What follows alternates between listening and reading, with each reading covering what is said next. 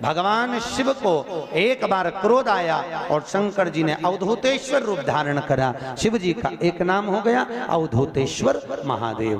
बोला अवधूतेश्वर भगवान की। कहते हैं जिन माताओं के नेत्र में रोग होता है, नेत्रों से दिखाई नहीं देता, तकलीफ रहती है, आंखों से कुछ ना दिखे, तो अवधूतेश्वर महादेव का नाम लेकर शहद, शहद जानते हो, मधु, शहद मुख्य शिवरात्रि के दिन 12 महीनों में जो एक शिवरात्रि आती है महाशिवरात्रि, उस शिवरात्रि के दिन थोड़ा सा शहद शंकर भगवान के शिवलिंग पर रात्रि को अगर 12 बजे चढ़ा दिया जाए और एक बेलपत्र चढ़ा दी जाए, उस शहद को निकाल कर लाया जाए, डब्बी में रख लो, शीशी में रख लो। उस शहद को आंखों में जैसे काजल लगाते हैं, प्रतिदिन 3 महीने तक लगातार नयनों में काजल की तरह लगाइए। नेत्र विकार मिटता है, आंखों की रोशनी बढ़ जाती है और आंखों से दिखना चालू हो जाता है। नयन विकार नैनो ये उसी में कहा है जैसे भगवान शंकर पर तुलसी नहीं चढ़ती, चढ़ती है क्या? नहीं, केवल वर्ष में एक दिन होता है जब भगवान भोलेनाथ पर तुलसी चढ़ती है, केवल वर्ष में एक दिन। कौन सा? बैकुंठ चतुर्दशी का दिन, जिस दिन भोलेनाथ पर तुलसी चढ़ती है और हमारे ठाकुर जी लड्डू गोपाल पर बेलपत्र चढ़ता है। उसको कहते हैं हरिहर मिलन। हरिहर बेलपत्र कितनी बजे चढ़ती है? रात को 12 बजे से लेकर सुबह 4 बजे तक बाबा भोलेनाथ पर तुलसी और ठाकुर जी को बेलपत्र। उसको उठाकर सुबह 4 बजे के बीच में शहद की शीशी में रख लो। जो बच्चा पढ़ने में कमजोर हो, विद्या में कमजोर हो, बुद्धि में कमजोर हो, उसको चटाना चालू कर दो। 1 महीने तक, जब एग्जाम का टाइम आए, 1 महीने तक लगातार चटाओ, बच्चा पढ़ने में होशियार हो जाता है। जो तुमने समझाया वो जिंदगी में भूल नहीं पाता है, उसकी विद्या प्रबल हो जाती है, विद्या प्रखर होती है, प्रबल विद्या।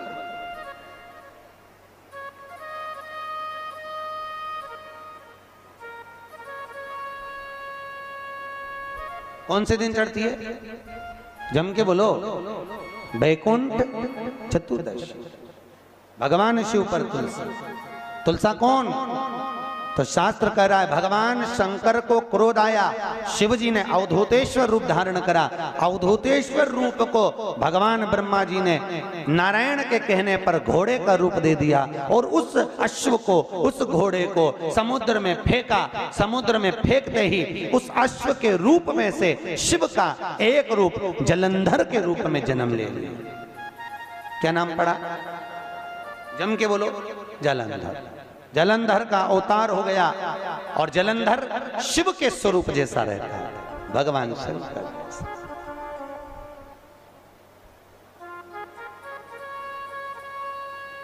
जलंधर शिव का रूप,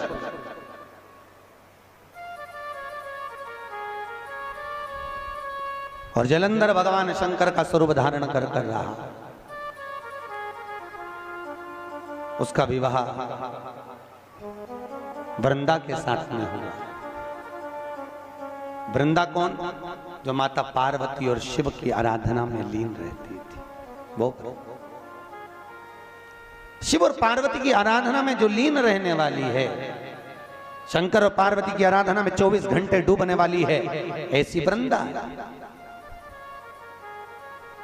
भगवान शिव के बिना एक क्षण नहीं दे पाते, दिन रात शंकर की आराधना करना, शिव में डूबे रहे। बड़ा प्रखर नियम था उस वृंदा का। भाई शिवलिंग पर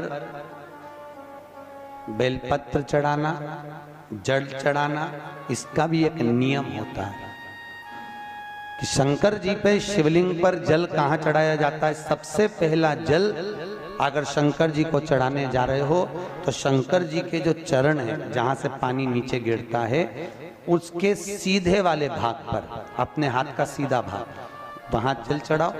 फिर जहां लेफ्ट भाग है वहां जल चढ़ाओ। जहां शंकर भगवान का शिवलिंग रखा हुआ है, तीसरे नंबर का जल वहां चढ़ाना चाहिए।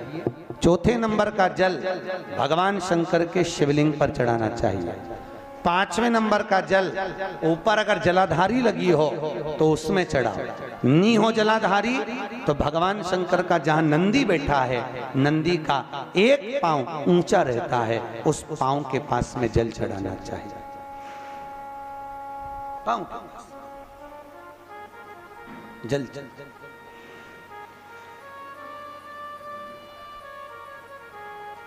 चरण के पास में। ऐसे 5 स्थान दिए हैं जल चढ़ाने के लिए। शिव जी का स्नान कितनी चीजों से होता है? 5 चीजों से। पंचामृत, दूध, बोलते जाओ, दही, फिर घी, शहद, फिर शक्कर।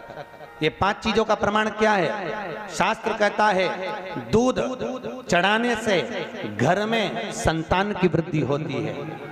दही चढ़ाने से भगवान शिव के, अगर शिवलिंग पर हम दही चढ़ाते हैं, उससे परिवार में प्रेम बढ़ता है। क्या बढ़ता है? प्रेम। फिर घी चढ़ाने से हमारे घर से रोग दूर होता है। शहद चढ़ाने से, भगवान शंकर पर जो शहद चढ़ाया जाता है, वो चढ़ाने से घर में संपदा की वृद्धि होती है। और 5वें नंबर पर भगवान को शक्कर, खांड जो आप जानते होंगे, शक्कर आदि पीसी हुई चढ़ा देने से, शिव जी को चढ़ाने से हमारे घर के बच्चे जिद्दी नहीं होते। क्यों कहते हैं? जो बच्चा जिद्दपन करता हो, जो बच्चा जिद्दी रहता हो, तो क्यों कहते हैं कि अवधूतेश्वर महादेव का नाम लो और उसके हाथ में शक्कर की कटोरी देकर शंकर जी पे चढ़वा दो, बच्चा कभी जिद्दपन नहीं करता। अवधूतेश्वर महादेव का नाम लेकर सोमवार की अष्टमी के दिन चढ़ाया जाता है। सोमवार की अष्टमी को अवधूतेश्वर का नाम लेकर। क्यों कहते हैं? जो बच्चा बार बार बीमार पड़ रहा हो, बार बार सर्दी हो रही हो, बार बार बीमार पड़ रहा हो, खांसी चल रही हो, बार बार हॉस्पिटल लेकर भागना पड़ रहा हो बच्चे को, छोटा सा अगर बच्चा है, 8 साल के अंदर बच्चा है और बीमार ज्यादा पड़ रहा है, तो आटे का दिया बनाओ, 4 बत्ती रखो, उसमें तिल्ली का तेल डालो, अवधूतेश्वर महादेव का नाम लेकर बच्चे के ऊपर से 21 बार उतारो और किसी चौराहे पर ले जाकर रख दो। जिंदगी में बच्चा कभी बीमार नहीं पड़ेगा, बच्चा स्वस्थ रहे, आनंद में रहे, आनंद में रहे, स्वस्थ की मूल। और वैसे भी प्रथम सुख, अरे बोलो तो, निरोगी काया। घर का प्रथम सुख निरोगी काया। व्यक्ति अगर धन की मूलता नहीं है, साहब पैसा अपनी जगह पर है, फिर निवेदन करता हूं, धन अपनी जगह पर पड़ा है। सबसे पहला है परिवार में सब स्वस्थ रहें, सर्वे भवन्तु सुखी। अगर घर में एक व्यक्ति भी बीमार पड़ा है ना, तो मन नहीं लगता परिवार का। लगता है कि मन, कोई घर में बीमार पड़ा है तो मन कहाँ, स्वस्थ